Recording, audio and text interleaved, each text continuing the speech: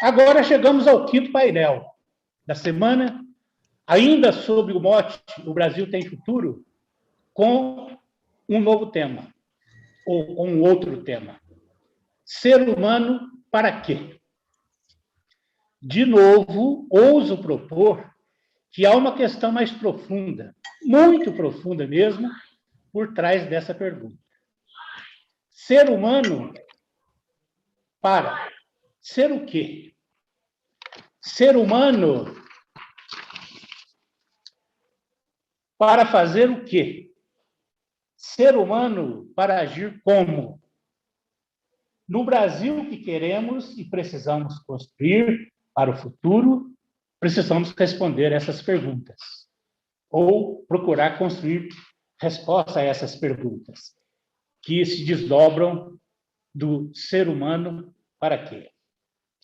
Neste futuro, o ser humano, o humanismo, para se ter uma perspectiva mais abrangente, será condição de e para? Será substantivo concreto e agente de transformações? Ou apenas uma característica, um adjetivo ou um predicado nominal do agente? Vamos ouvir os nossos painelistas desta noite. Quem começa? Boa noite a todas e a todos. Boa noite, Valéria. Eu combinei com Valéria aqui, a gente combinou que eu começaria um bate-bola. À vontade, inicial. professor. Obrigado. 5 minutinhos para cada um aqui, depois a gente começa a conversar, né?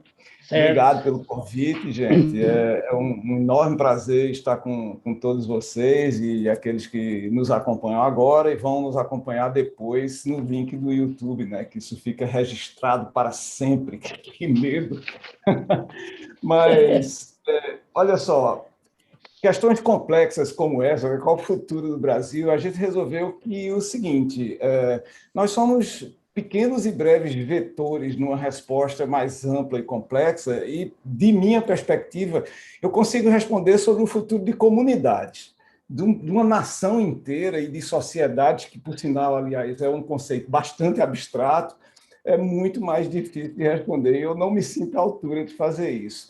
Mas eu posso trazer alguma contribuição sobre o futuro de comunidades, em particular, talvez, de comunidades empreendedoras, envolvidas em processos de transformação digital, que tem sido um tema recorrente aqui, eu sei, desses debates do Hackinverse, como de muitas comunidades hoje, essa questão da transformação digital. E, portanto, eu vou focar um pouco da minha reflexão nessa ideia da transformação digital de comunidades empreendedoras, na esperança de que esse tipo de reflexão nos leve a, ultimadamente, concluir alguma coisa sobre a sociedade inteira, sobre a nação. Mas eu não sei se isso é possível, na verdade, né? Então, eu já estou me declarando aqui incapaz de responder a questão original e estou fazendo um desvio intelectual transparente e honesto para coisas que eu sei, de alguma forma, responder. Mas, então, eu queria, nesse sentido, levantar talvez duas questões que são importantes para mim, né? O papel do sujeito. Eu venho de uma reflexão humanista dentro do campo da psicologia e da educação, e eu sei que Valéria vai dar um olhar antropológico para isso, então vai ser muito interessante a gente começar esse debate. E a partir dessa perspectiva, né, do lugar do sujeito, do sujeito que a gente toma como um sujeito dialógico, né, que é um sujeito de transações, né, nós somos seres sociais transacionais, nós vivemos, né? Eu vi que um dos eixos ali do Renato Cidade é a aprendizagem, e a aprendizagem, por exemplo, é um desses processos que vive de trocas, de transações. Então, esses sujeitos transacionais que somos, eles são o fundamento de toda transformação digital. A transformação digital, acho que isso já está mais ou menos estabelecido entre nós, não é uma transformação das tecnologias que habilitam certas formas culturais e modelos de comportamento.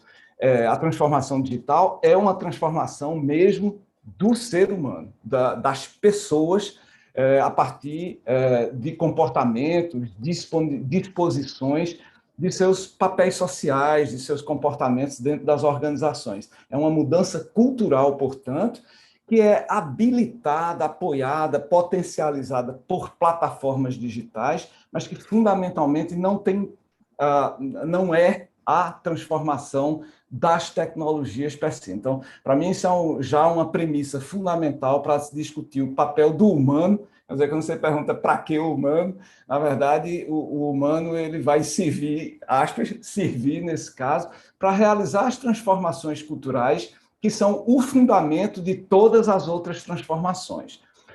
Isso parece óbvio, mas não é. Você vê muita gente que está dentro do campo da inteligência artificial, por exemplo, que toma a inteligência artificial a partir de uma perspectiva, não vou dizer desumana, mas desconexa dos contextos de produção de significados que fazem parte da cultura linguageira humana, por exemplo, das metáforas que nós criamos e que a inteligência artificial é incapaz de criar. A inteligência artificial é péssima na criação de metáforas, mas são elas que sustentam as narrativas, que sustentam os modos de ser cotidianos e baseados na linguagem.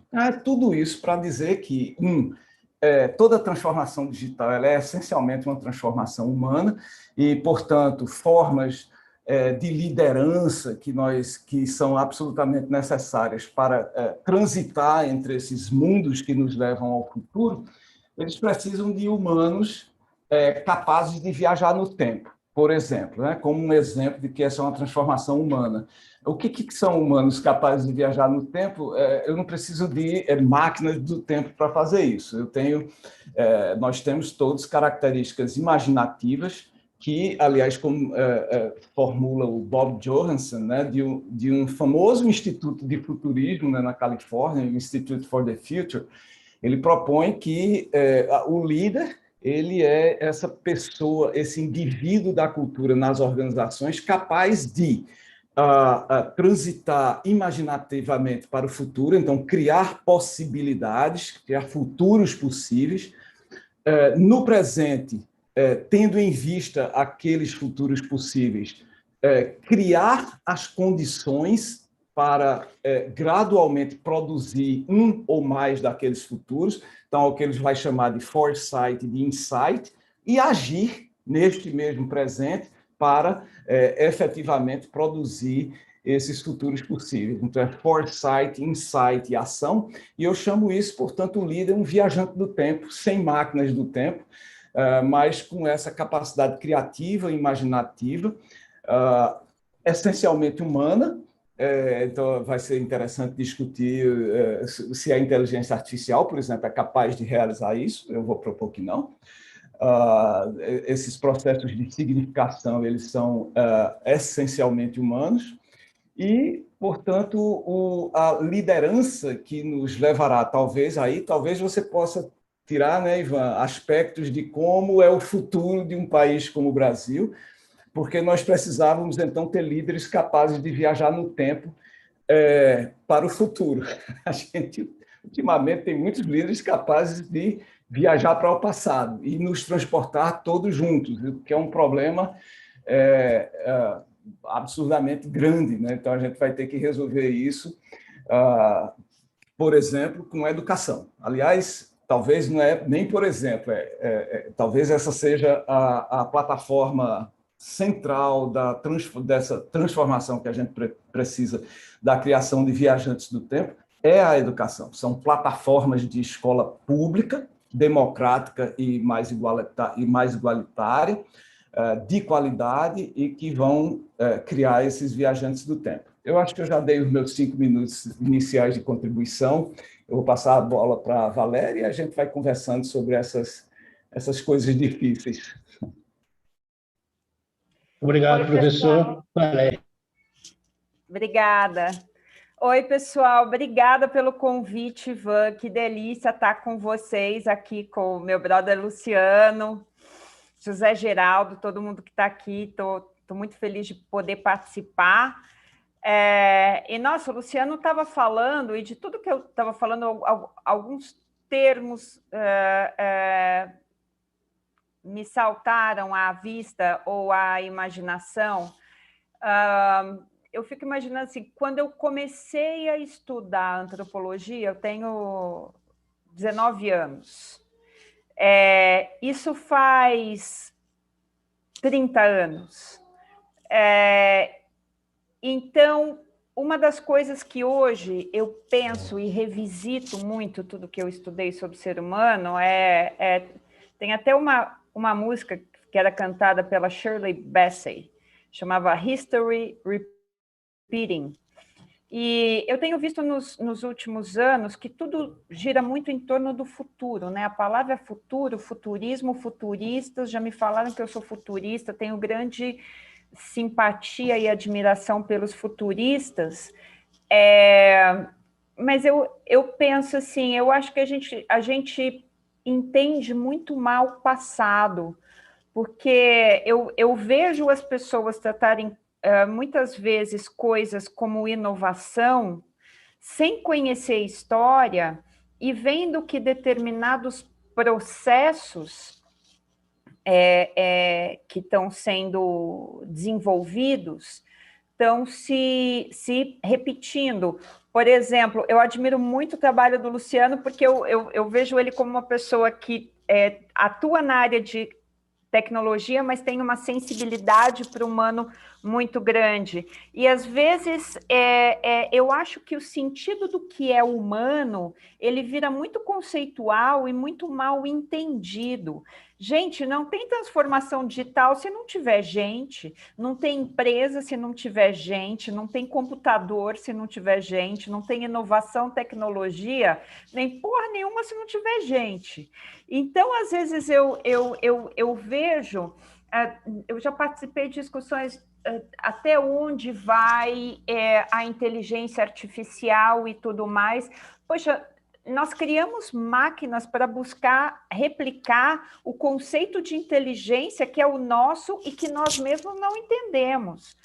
O funcionamento do cérebro e suas estruturas deu um salto nas últimas décadas, né, nesse entendimento da neurociência, mas nem como a gente pensa a gente consegue entender. Então, as máquinas estão aí replicando a inteligência que a gente acredita que conhece, né, e que está fazendo, e aí eu acho que se cria uma coisa muito do século XIX, aí dando um gancho no que eu estou pensando, essa coisa de achar o quanto as máquinas vão nos superar ou vão atingir a nossa inteligência ou conseguir passar por cima e tudo mais, isso é o imaginário do fim do século XIX, né? E nós estamos revivendo hoje. E o fim do século XIX, curiosamente, foi a época, talvez histórica, em que mais se falou de futuro, né? Tanto que eu adoro ficção, porque todo o momento sociohistórico, mais do que qualquer cientista ou futurista, você vai conseguir pegar os elementos essenciais dele pela ficção, né? Pelas narrativas imaginativas mais devaneadoras possíveis. Então, eu sinto que a gente está revivendo um desespero de trabalhar, alcançar o futuro muito do século XIX, muito do século XIX. E eu penso que não há nada mais futurista do que buscar entender a história, entender como essas coisas se repetem ao longo das décadas e dos milênios, até porque no nível de tecnologia que a gente acha que está muito up, está muita coisa, e quando você analisa a história e outros momentos socioculturais, você vê que, por exemplo, a discussão da era da TV é a mesma de hoje.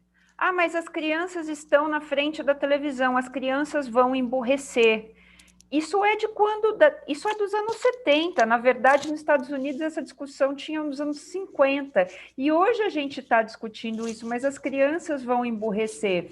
Então, vocês entendem do que eu estou falando? E tudo isso para dizer que eu concordo muito com o que o Luciano fala sobre essa perspectiva da centralização do humano e de como, na verdade, ele está sendo moldado por isso, e eu acho que é muito importante que a gente estude, eu vou repetir, acho que pela quinta vez, história, né, e a narrativa das mudanças tecnológicas, para a gente ver se nós não estamos repetindo o que nós fizemos no passado, porque o problema não é repetir, é entender para fazer melhor. Porque nós estamos vivendo as mesmas discussões na era do início dos mass media. E nós estamos vivendo talvez as mesmas discussões que a Escola de Frankfurt elaborou no pré-Segunda Guerra Mundial, do quanto a política está utilizando os meios de comunicação tipo fake news, né, na busca de criar consciências nos cidadãos para a implantação de regimes totalitários. Vocês percebem que essa preocupação tem 80 anos? Né? Então, na verdade, a minha intenção não é concluir nenhum raciocínio, mas é muito mais jogar tudo isso no ventilador para a gente começar a pensar sobre o nosso pensamento e conseguir evoluir dessas discussões. Porque nós estamos revivendo o que foi a pauta do século XIX, estamos revivendo o que foi Frankfurt nos anos 30 e estamos revivendo as preocupações com o futuro da educação no sentido da influência da tecnologia de comunicação no desenvolvimento cognitivo relacional, né, e na consciência das crianças. Então, eu faço convite a gente revisitar todas essas coisas para entender o que mudou. O que mudou? E aí eu vou dizer o que eu acho que mudou. Nós somos sempre muito arrogantes. O ser humano é sempre muito arrogante, ele sempre acha que ele cria uma ciência que vai superá-lo, né? E que essa ciência é o centro das coisas.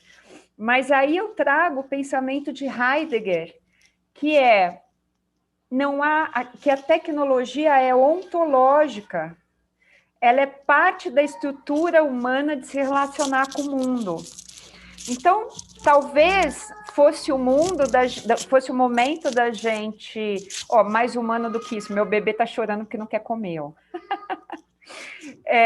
Talvez fosse o momento da gente, não digo parar de pensar no futuro, mas analisar o que nós temos do presente que está repetindo o passado, para a gente conseguir aprimorar, né? Para que as próximas gerações não estejam fazendo essa repetição que nós estamos fazendo. Na verdade, foi só uma provocação, gente. Passo a bola.